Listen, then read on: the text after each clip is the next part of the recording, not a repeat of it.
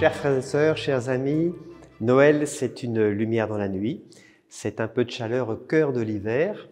Bien sûr, Noël, c'est une rencontre, c'est la joie de la rencontre, le plus souvent en famille, malgré les contraintes sanitaires actuelles.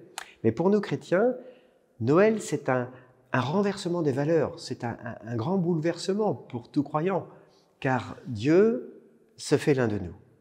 Celui qui est tout-puissant se fait petit enfant. Il se rend fragile, vulnérable. L'intouchable se laisse toucher. Celui qui est inconnaissable se laisse connaître. Frères et sœurs, en cette fête de Noël, ne passons pas à côté de l'essentiel. Dieu s'invite chez nous. Dieu s'invite en nous. Noël, c'est d'abord une expérience spirituelle.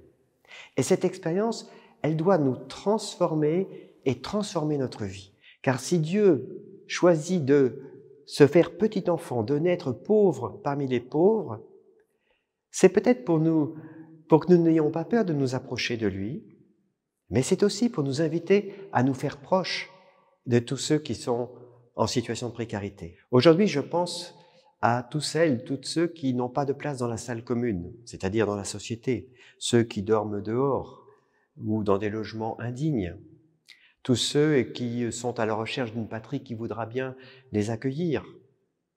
Je pense aussi à ces personnes, vous en faites peut-être partie, qui ne pourront pas participer à une célébration de Noël parce qu'elles sont en EHPAD, malades ou empêchées pour une autre raison.